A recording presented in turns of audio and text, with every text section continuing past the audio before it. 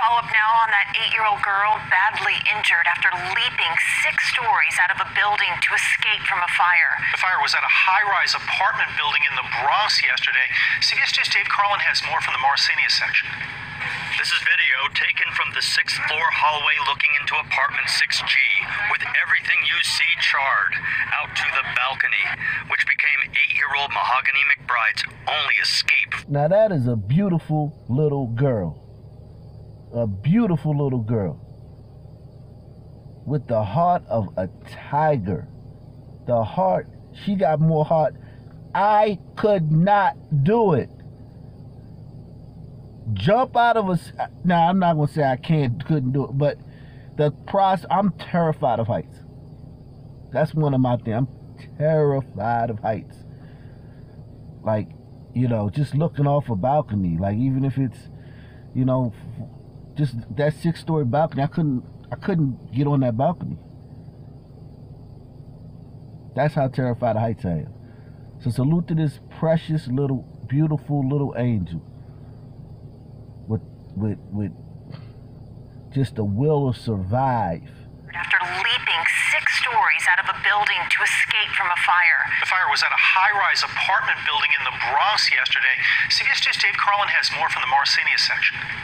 This is video taken from the 6th floor hallway looking into apartment 6G, with everything you see charred, out to the balcony, which became 8-year-old Mahogany McBride's only escape from flames. Family friends say this fire, with the cause so far unknown, started around 6 Wednesday night in the 17-story Fulton Terrace apartments on East 169th Street in Morrisania. They say the mother is out of town and the girl was being watched by an aunt. Witnesses placed the aunt out in the hall and the girl out on the balcony, fire raging in between. Mahogany jumped, landing some 60 feet below, and survived. 6 stories? How? It's thank God that she's alive. Firefighters say she was forced into this terrible decision because the fire was so close. She was going to jump, but she had one more decision to make. She landed on the dirt. I think she was aware enough to aim for the dirt and not the pavement. As you see in this neighbor's cell phone video shooting down from a high floor, a crowd formed around the injured girl. In there was former classmate Darian Alvarez, who lives in the same building, who briefly talked to her friend before paramedics came. I was like, Mahogany, are you okay? But she was just crying. Who was like, no, Mahogany, stay there, honey, stay there, stay there. She says she saw the aunt taken away in an ambulance. Mahogany went to Harlem Hospital with both legs crushed, facing what is expected to be a lengthy recovery. I'm just going to tell y'all right now. I know this girl ain't a 40, 50-year-old man with 10 baby mamas, been to the pen a bunch of times, fighting in the street with cops, or having warrants served on them, or trying to get away from the cops or something. I understand that she's not one of the people that y'all love to give money to. And I understand that. And this is from someone who lurks on GoFundMe. If you know anything about my channel, I used to, when I was do lives, we used to go to GoFundMe and just go through the GoFundMes. So I know a lot of black people on GoFundMe, besides their kid got shot, besides they got shot by cops, and they don't get jack nothing. They don't get nothing. The only people who get something is a cop or a white person did something to you. I implore you black people and you white liberals, our parents, our mommies and our daddies, the white liberal men and the white liberal females, show out for this girl's GoFundMe. This girl is everything right with the black community. She got that survivor. A lot of black people, they talk about, you know, how tough it is and whatnot. Well, this is how our ancestors survived to make us. Going through the Middle Passage, all those days and nights, sun up to sundown, working in the fields with no pain relievers, no aspirin and none of that crap, no surgeries, no Benadryl, no diabetes medicine. If you had diabetes, you was considered lazy. They ain't know that sugar, you needed something sweet or something. You was considered lazy, and you get a beating when you have a diabetic episode. I want you to understand that. When a slave had a diabetic episode, they was considered lazy because no one knew diabetes wasn't discovered yet. Just like niggas lazy. String them up and give them 30 lashings. That'll wake his ass up. Okay, this girl got the spirit of these ancestors that y'all be talking about. To be on that balcony by herself and knowing I got to live. I gotta live. I'm gonna do everything I can to live. To do everything she could to live. To jump from 6 stories. And know to jump on the grass at least. And know that, look, this is all I got. Are you kidding me? Please, y'all, please, white liberals. If you're white liberal and you're watching this, please do not let me go to this girl's GoFundMe and it should be like $2,000, $500. Okay? This is the girl that do the opposite of them niggas that fighting with the cops in the streets. They choose death. When you grab a cop's gun, when you run from a cop and pull out a gun and try to throw it, or when they got you surrounded and you start ramming into their cars with your car, when you take their taser and shoot them with it, you chose death. This girl chose life. She got the spirit of our ancestors, the spirit of Harriet Tubman, the spirit of Sojourner Truth, the warrior princess spirit.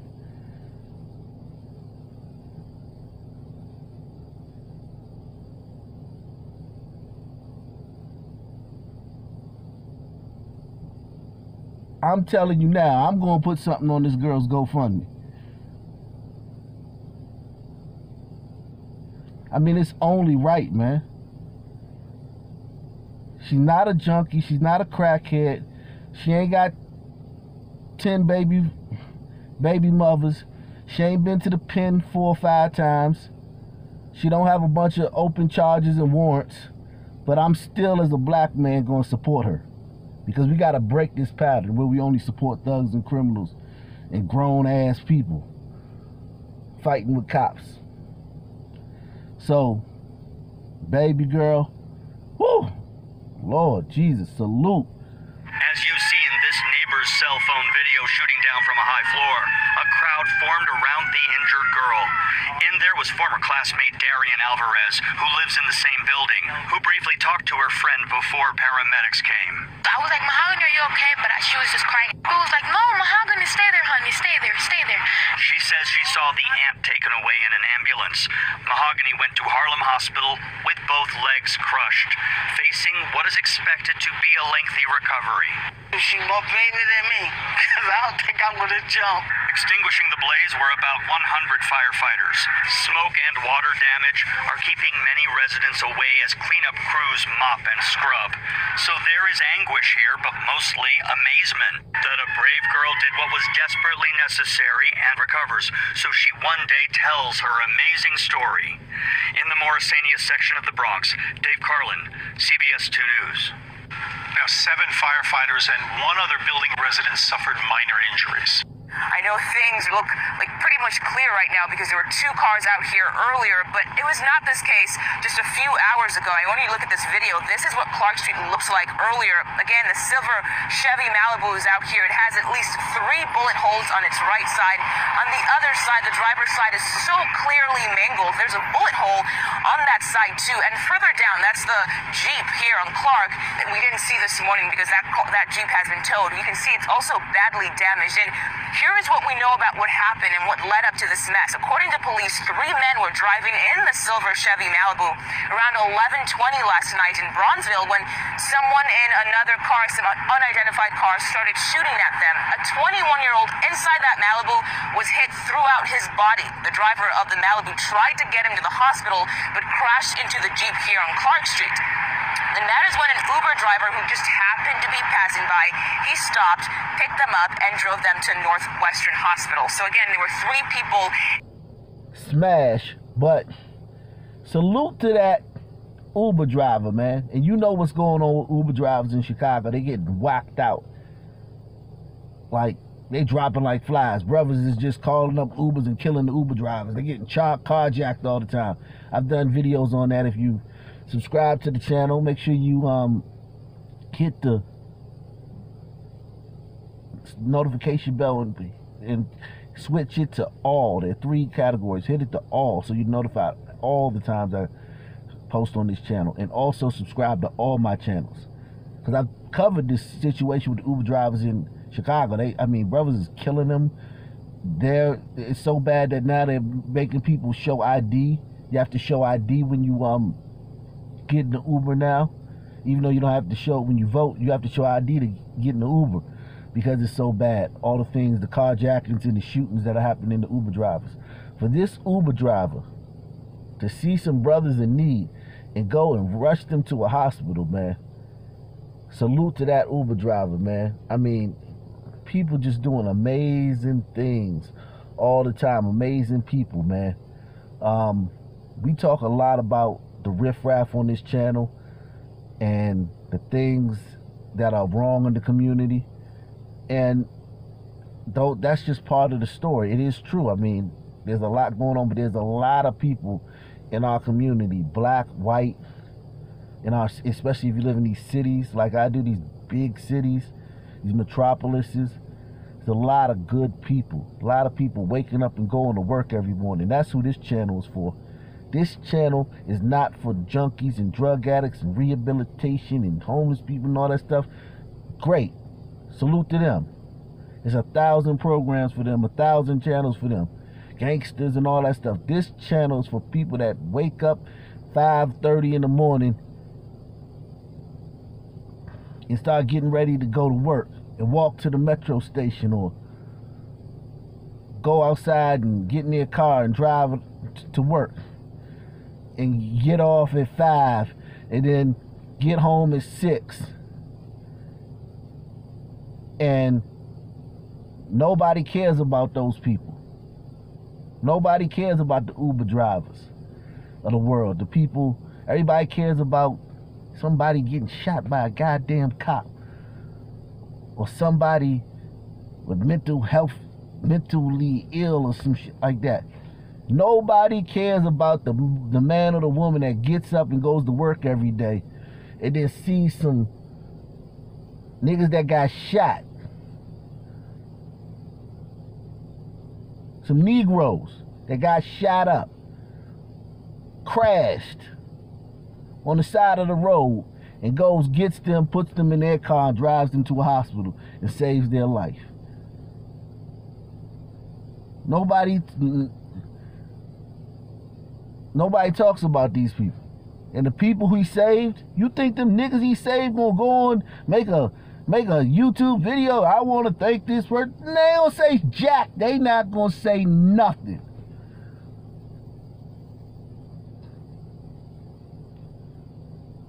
They don't have no podium, no microphone, nothing. They not gonna say nothing. They gonna heal up in the hospital. They gonna go home and go on about their lives, whatever that may be.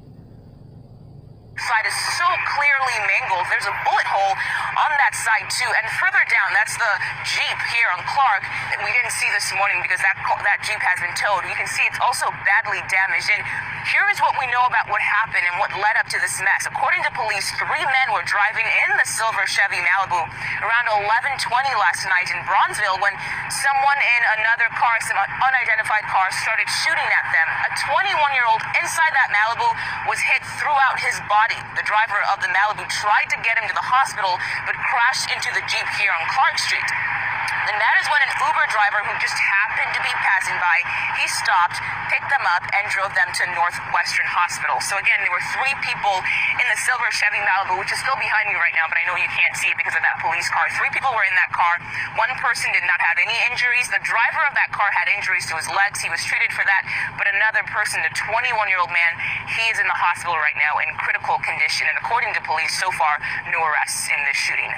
Well, live in the South Loop, Mugo Digwe, CBS 2 News. Police are looking for this man they say took more than 24 laptops from a Bronx charter school. Around 7 at night last Tuesday, he forced open an emergency door at Creole College Prep on Cortlandt Avenue. He took 2 laptops and 2 pairs of headphones. 2 days later, he broke back in and took 24 laptops, school supplies, and backpacks. If you recognize him, call NYPD's Crime Stoppers hotline at 800-577-TIPS. Now, you send your kids to these schools. You pay your taxes for these public schools, these charter schools, for these black teens. And everybody marching and protesting about white supremacy and yada, yada, yada. And then some guy doggone Wakandan breaking up in there stealing all your kids' school supplies. Because it's 2021. That's what they need, laptops. Everything is on the laptop, on the computer. They don't use pens and pencils no more, and notebooks and binders. And these charter schools, trust me, I'm sure some of this stuff is insured. I'm sure they could probably get some more.